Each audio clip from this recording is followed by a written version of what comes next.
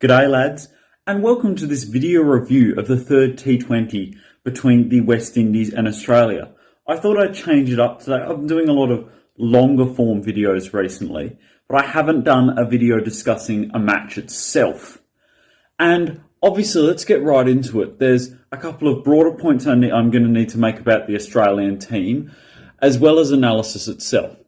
Obviously, the West Indies beat Australia's B team. I stand by that phrase, and have won the series 3-0 with 2 games to play. Now, there's a lot for me to cover, and I'd also like to start off with a couple of predictions I've acknowledged on my story, or calls, that I've got wrong in the last couple of days. I still believe the logic behind my call on Chris Gayle made sense, even if it was probably a foolish call to make at the time. He had averaged about 13 in his last 20 T20 internationals, which that is a decent sample size over a long period of time and a sustained period of mediocrity. But I got it wrong. He played a monstrous innings, simply innings of brilliance, which we'll discuss in further detail in the future. But I don't think my logic behind the prediction was that bad. Similarly with Stark, he was in awful form. Again, I don't think my logic in these cases have been awful. But again, I got them wrong twice. Stark came back in this match and bowled a lot better. Whilst Hazlewood, who I'd praised, had an awful first over. However, again, I don't think that call was back there that bad, and I'll elaborate on that further when I talk about the second innings. Anyway, Australia started off strongly, and there are notable inclusions in this game, with Riley Meredith coming in for Ashton Agar, a decision I'm very confused by. Agar's actually bowled quite well in the first 2 games, whereas Stark and Hazlewood have been far more inconsistent. Ashton Turner came into the side for Ben McDermott, and Alex Carey came in for the young Josh Philippe, to bat in the most difficult position of all in T20, the number 4 spot. And Australia started off well with making a 41-run partnership nearly 5 overs before Matt Wade, after another bright start, had his off-stump knocked back by Obed McCoy. He surprisingly only bowled 1 over and was a peach of a delivery, smashing into the top of off-stump and leaving Matt Wade with yet another 20 at the international level. Marsh fell plumb LBW to the brilliant Fabian Allen soon after, and from then on, Australia couldn't really mount a substantial total. Finch laboured for 30 off 31 before being exceptionally caught by Dwayne Bravo and Fabian Allen off the brilliant Walsh Jr. And from that point, Enriquez and Ashton Turner needed to slog, but they simply couldn't do so. And that is a problem with this T20 Team Australia are faring. They're putting guys in the slogging positions who simply don't bat in those roles in the BBL. Both Enriquez and Turner are top order batters in the Big Bash League, yet they're expected to come out for Australia and slog bucket loads of runs and make, 50 off 30 in the likes of Andre Russell. That's a thing about this T20 team. We're not preparing and picking players for positions. We're just picking guys who make a lot of runs and not building a balanced team. It was the same with the World Cup last year, the last ODI World Cup, where the returns of Smith and Warner threw a balanced side into somewhat of a shambles. And Enriquez made 33 of 29 and Ashton Turner 22 of 24, which would be good scores if they had someone to explode around them, but they just didn't.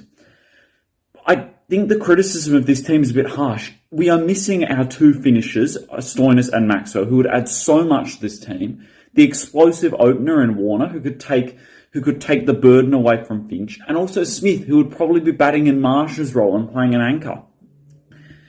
In my mind, there are 7 guys who we'd want to be in and around this team, and they are Warner, Smith, Marcus Stoinis, Glenn Maxwell, Marnus Labuschagne, Jai Richardson, and who have I forgotten there?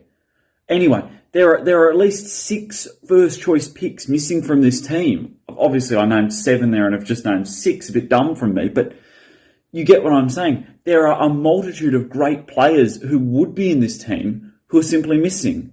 And the reaction from sections of the media calling this ridiculous and unnecessary, I just don't understand it. We're also playing the world's best team by gauging off the last tournament, so I don't know what people are expecting. Anyway, going into the West Indies bowling, I've mentioned that Obed McCoy took 1 for 9 off his 1 over. Dwayne Bravo was a star yet again at the death. 1 for 17 off his 3 overs. We simply can't get the ball away. We're struggling to hit the ball off the square, and when those death overs where the West Indies are plundering runs, Australia is struggling. The brilliant spin twins of Fab and Walsh put a stranglehold on the game. Allen only going for 1 for 26 off his 4, and Walsh Jr. taking another exceptional 2 for 18. The spinners are simply restricting the Australian batters in a way that our spinners are not restricting the West Indians. And then let's get into the West Indies batting innings. Fletcher fell early to a rejuvenated Stark, who he looked good in this game. He looked like he was charging into the crease. He was hitting the right lengths for once, and he had proper pace, and he wasn't just putting the ball on a length. He was forcing it down there with some effect and some urgency, and it was great to see him do well. I want to clarify that if people have interpreted me as wanting Stark to fail, that's never been my intention. I just want him to do better. There is a kettle on in the background. Great. Anyway, aside from that, and Riley Meredith's 3 for 48, where he unfortunately bowled the last couple of overs where Gale, Russell, and I believe Nicholas Pooran were absolutely having a slog at the death. He bowled very well, 3 for 48. He bowled quickly, he hit good lengths, and it's unfortunate that he copped the brunt of an onslaught. And he wasn't alone in that fact. Hazelwood's first over was abysmal. For some reason, he seemed to want to bowl at Gale's right hip, or left hip, whatever it is. He bowled about 3 successive deliveries on his hip, and Gale just went 4-6-6. It was confusing bowling, and then he fought back somewhat to go for 12 off his remaining 2 overs, but it was just seemingly nonsensical. I don't understand why he was bowling there. And Zampa was bowled 2 good overs before Gale decided, right, I've had enough of this, and absolutely obliterated him. The universe boss was on good form today. I will say that I am I wouldn't say embarrassed, but my prediction came at the worst possible time. You know, I still, like I said, the logic behind it is sound, but that was a monstrous innings. Gale just has all the power in the world, and he cleared his front leg to perfection. It was some simply monstrous stuff, and he obliterated Australia. What's interesting as well, he was on 36 off 31 balls, and then he scored 32 off 7 or 32 off 8. I mean, the power and the ability for this man to switch up his gears, to switch from gear 1 to gear 5, is just mental. Pooran anchored the innings in a very good, in an exceptional manner, and he was allowed to do that because he had Gale sogging at the other end. Whereas Enriquez and Turner were ponderous because they had no one at the other end scoring quickly. Pooran was able to play that anchor role and allow Gale to dominate the bowling. I would add that Zampa took an exceptional cash to get rid of Dwayne Bravo, but by that stage, nothing really mattered. Australia were obliterated. We lost inside 15 overs, 4 wickets down, and we never looked comfortable against a monstrous display with the bat and the ball. Again, Australia, we're finding different ways to lose these games, which to me suggests that the team just simply isn't good enough. You know, it's not like a consistent flaw. I mean, the batting has consistently been really mediocre, but in the last 2 games, the bowling has also been really poor, which suggests that there is an all-round poor team display. And that's about all I have to say, to be honest. I'm going to wrap it up here. I hope you've enjoyed this shorter video, shorter by 9 minutes, I mean. And I will see you in the comments. Hope you enjoy the hopefully improved quality. Cheers, lads.